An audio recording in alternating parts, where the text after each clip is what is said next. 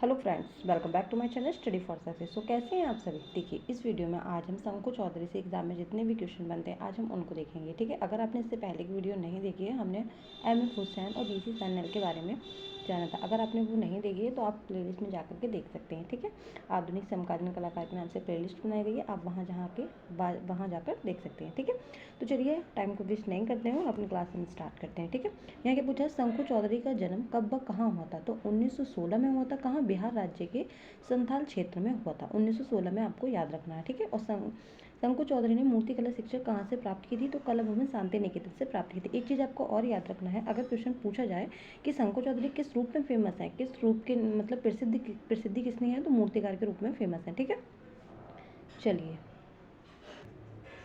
देखिए, शंकु चौधरी किस रूप में प्रसिद्ध है, अभी हमने बताया ये मूर्तिकार के रूप में फेमस है। शंकु चौधरी ने मूर्तिकला की शिक्षा किसके सानिध्य में रहकर प्राप्त की थी। तो रामकिंकर बैच के सानिध्य में रहकर प्राप्त की थी।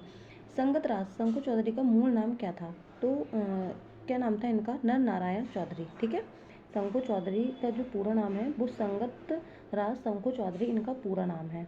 ठीक है, ये आपको याद रखना है। पूछा जाए संगत राज चौधरी किसका नाम है, तो शंकु चौधरी का ही नाम है। और इनका मूल नाम क्या है, नर नारायण चौधरी। ठीक है, शंकु चौधरी को राष्ट्रीय ललित कला अकादमी नई दिल्ली ने कब ललित कला रत्न पुरस्कार से सम्मानित किया गया था। 2004 में। क्वेश्चन में पूछा जाए शंकु चौधरी को शंकु चौधरी को 2004 में किस पुरस्कार से सम्मानित किया गया है। तो ललित कला रत्न पुरस्कार से सम्मानित किया गया है। ठीक है, तो शंकु चौधरी 1945 में किसके साथ नेपाल गए थे। तो ये रामकिंकर बैच के साथ नेपाल गए थे। अब क्वेश्चन में पूछा जाए रामकिंकर बैच के साथ 1945 में कौन नेपाल गया था। तो शंकु चौधरी गए थे। ठीक है, शंकु चौधरी मूर्तिकारी के अलावा और किस रूप में रुचि रखते थे। तो चित्रकारी, यानी कि चित्रकार और मूर्तिकार के रूप में ये फेमस है, लेकिन फेमस जो ज़्यादा हैं वो मूर्तिकार के रूप में जाने जाते हैं। शंकु चौधरी को भारत सरकार द्वारा पद्मश्री सम्मान से कब सम्मानित किया गया था। तो 1971 में सम्मानित किया गया था। किससे? पद्मश्री से। आपको याद रखना है किसको, शंकु चौधरी को। गढ़ी कलाकार कार्यशाला नई दिल्ली की स्थापना कब हुई थी। तो 1976 में हुई थी। क्वेश्चन में पूछा है कि गढ़ी कलाकार कार्यशाला का संबंध किससे है। तो शंकु चौधरी से है। इन्होंने ही इसकी स्थापना कब की थी, 1976 में की थी। शंकु चौधरी रामकिंकर बैच के साथ नेपाल क्यों गए थे। तो बैच के प्रसिद्ध तो क्या है, शंकु चौधरी रामकिंकर के साथ नेपाल क्यों गए थे। तो बैच के प्रसिद्ध मूर्तिशिल्प युद्ध स्मारक को निर्मित करने में सहयोग करने के लिए, यानी कि रामकिंकर बैच जो है वो मूर्तिशिल्प बना रहे थे युद्ध स्मारक, तो उनकी हेल्प करने के लिए वहाँ गए थे। कहाँ पे, नेपाल गए थे। शंकु चौधरी के मूर्तिकला गुरु कौन थे। तो यानी कि अभी बताया था कि रामकिंकर बैच से इन्होंने मूर्तिकला सीखी थी, तो वही उनके गुरु थे। दिल्ली शिल्पी चक्र समूह का ऐसा कलाकार जिनका जन्म संताल परिवार में हुआ था। तो शंकु चौधरी हो जाएंगे। शंकु चौधरी किस विश्वविद्यालय के मूर्ति कला विभाग के विभाग अध्यक्ष पद पर रहकर अपनी सेवाएं दी थी। तो महाराजा सयाजी राव विस बड़ौदा में दी थी। वैसे मोस्टली जो है खाली बड़ौदा, कलकत्ता, लाहौर, पंजाब इस तरीके से दे दिया जाता है, तो आपको बड़ौदा याद रखना है, लेकिन वैसे आपको पूरा ही याद रखना है। महाराजा सयाजी राव विश्वविद्यालय बड़ौदा से। भारत में सबसे पहले पत्थर को तराश का शिल्प गढ़ने वाले मूर्तिकार कौन थे। तो वो शंकु चौधरी ही थे। बड़ौदा विश्वविद्यालय के मूर्तिकला विभाग में शंकु चौधरी कब से कब तक विभाग अध्यक्ष रहे थे। तो 1957 से 1970 तक।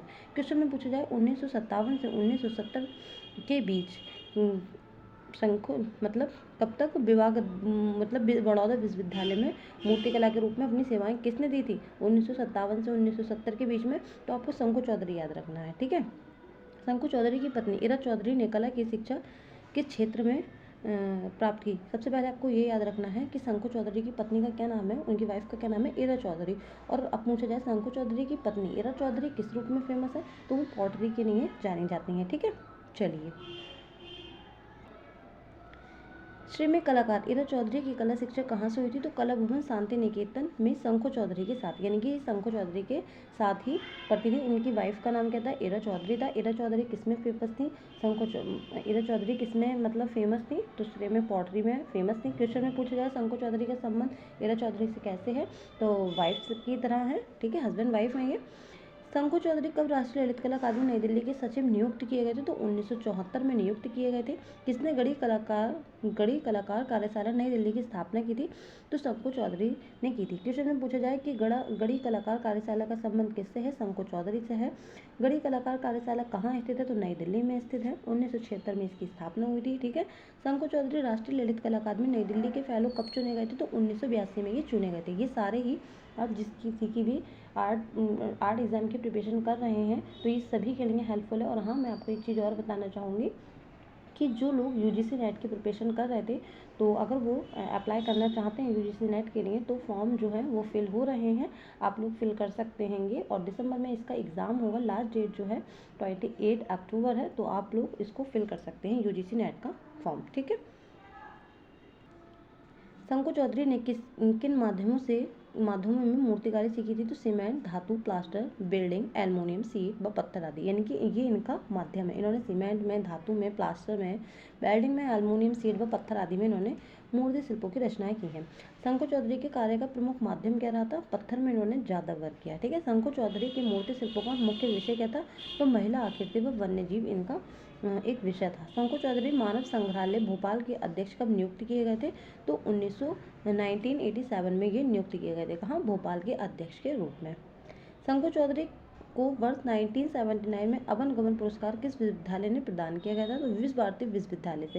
क्वेश्चन में पूछा जाए अवन गमन पुरस्कार से किसको सम्मानित किया गया है? शंकु चौधरी को। शंकु चौधरी को अवन गमन पुरस्कार से किस सन में सम्मानित किया गया था?